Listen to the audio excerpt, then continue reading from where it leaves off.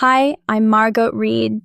I'm a 21-year-old physics major at MIT, where the mysteries of the universe aren't just taught, they're lived. With my long, wavy blonde hair often tied back in a ponytail, blue eyes that spark with curiosity, and a physique that's both a result and a celebration of fitness, I've embraced life in Boston. My body is toned from the workouts, my chest a perky 34C, which I find quite flattering. My daily attire at home is simple yet telling: short denim shorts and a bright yellow t-shirt, no socks because, frankly, I hate them. My feet, size 6.5 in US, are always painted with my favorite white nail polish, except when I'm in the mood to switch it up for something vibrant. Living with my family here is interesting. My mom remarried, and Daniel, my stepdad, has been part of our lives for a few years now. He's an architect, tall, with an intense gaze that sometimes makes me uncomfortable. "Nice shirt, Margot," he'd say, his eyes lingering a bit too long. "Thanks," I'd reply, aiming for nonchalance. "It's just comfy." My days at MIT are filled with the excitement of discovery. Quantum mechanics is my current obsession, and my professor, Dr. Elkins, often commends my work. "Margot, your insight into wave-particle duality is exceptional for someone your age." "Thanks, Dr. Elkins. I'm really passionate about this," I respond, feeling both proud and eager. One evening, after a particularly exhausting day in the lab, I walked into the living room to find Daniel alone. His gaze immediately went to my feet, then slowly up to my face.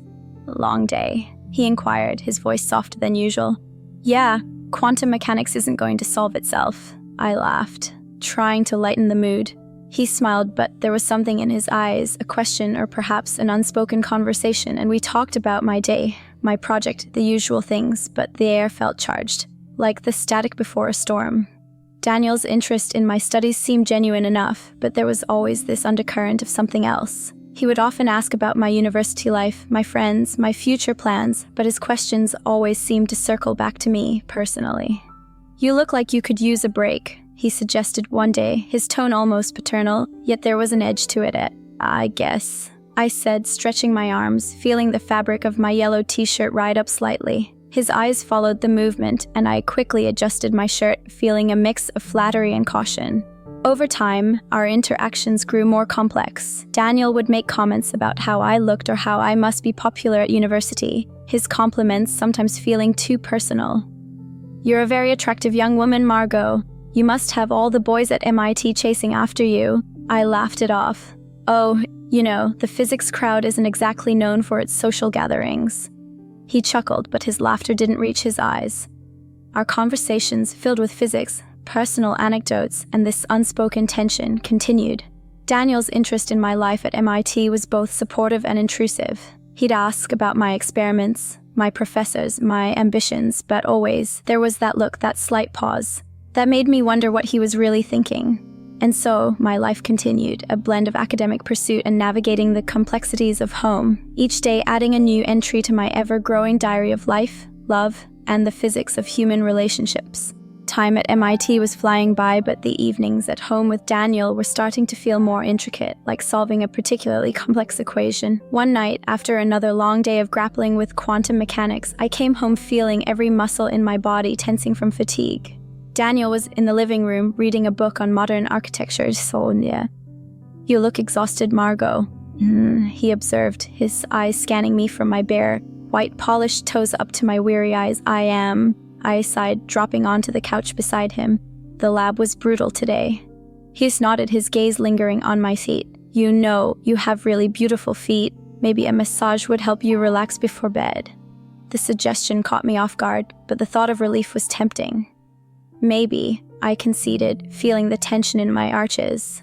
Daniel set his book aside, motioning for me to put my feet in his lap. I hesitated for a moment, then complied, feeling the warmth of his hands envelop my feet. His touch was firm yet gentle, working out the knots from standing all day. "Your feet are amazing, Margot. You take such good care of them," he complimented, his fingers pressing into the soles in a way that was both comforting and slightly intimate. "Thanks, Daniel," I murmured, closing my eyes, letting the sensation wash over me. I walk a lot at school, so they get pretty tired. After a few minutes of bliss, Daniel spoke up. "I've been on my feet a lot today too. Maybe you could return the favor sometime."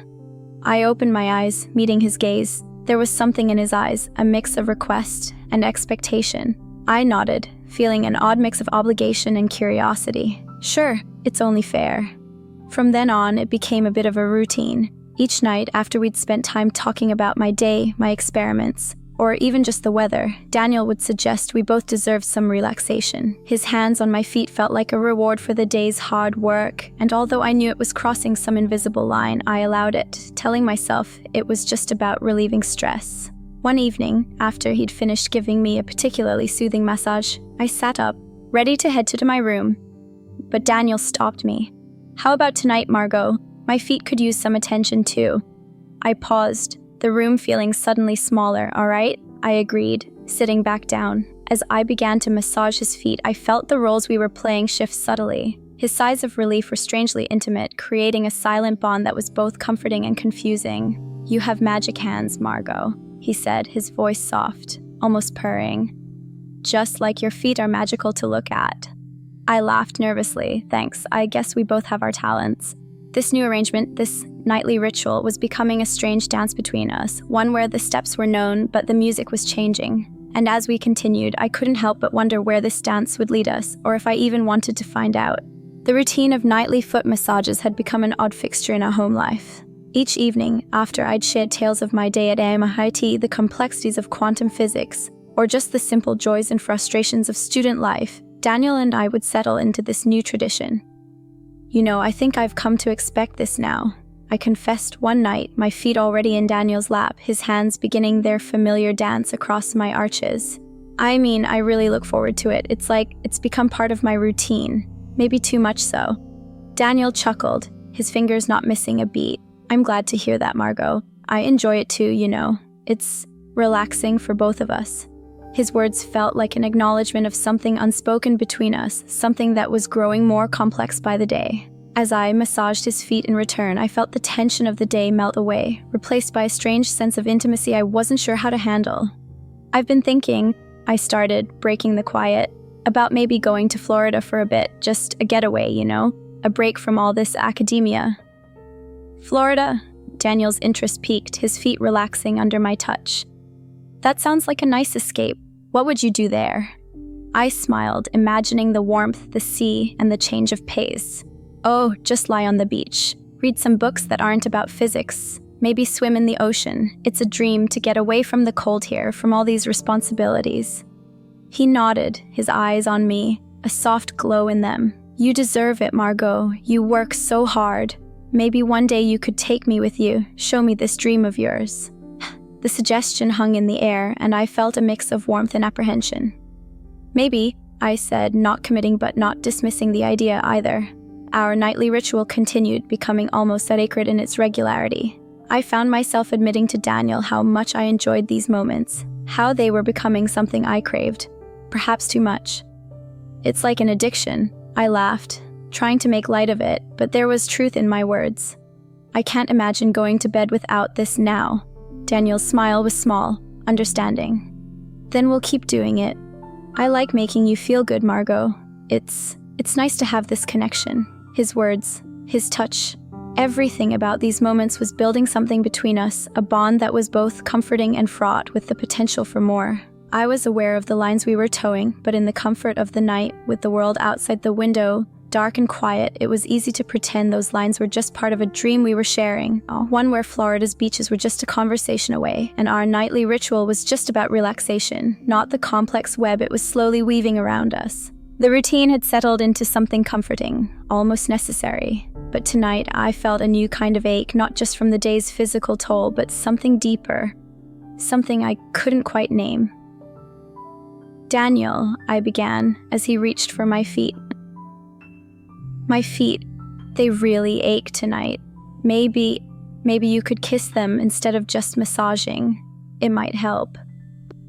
Daniel looked surprised, his gaze shifting from my feet to my face, searching for any sign I might be joking. "And kiss them?" I nodded, feeling a flush of embarrassment but also a strange thrill at the boldness of my request. "Yeah, just try it." He hesitated, then, with a gentle smile, he leaned down, his lips touched my toes softly, and I felt an electric shiver run through me. But then, as if by accident, his tongue brushed against my skin, sending a different kind of shock through me. "Oh," I gasped, not expecting this sensation. That felt really good, Daniel." He looked up, a mix of surprise and something else in his eyes. "I didn't mean to." "It just happened," he explained, but his voice lacked conviction. "It's okay," I assured him, my heart racing.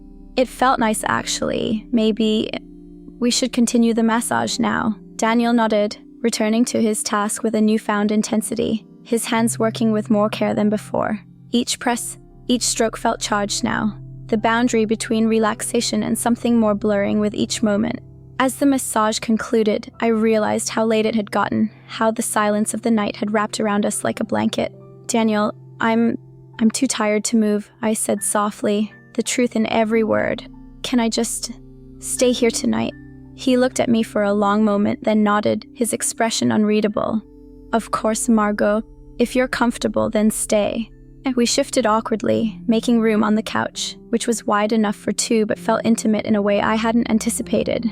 I lay down, my back to him, feeling his warmth against me. It was strange, sleeping next to someone who wasn't just family in the traditional sense but had become an integral part of my nightly routine, my comfort. His breathing evened out behind me, and I felt his arm tentatively wrap around my waist, pulling me closer in sleep.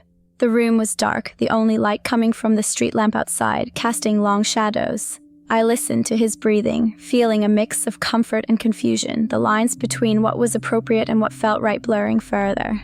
As I drifted off to sleep, I thought about Florida, about escape, about how this moment felt like both a dream and a prelude to something I wasn't sure I was ready for. But for now, in the quiet, in the shared warmth, I let myself just be, letting tomorrow's questions wait for another day.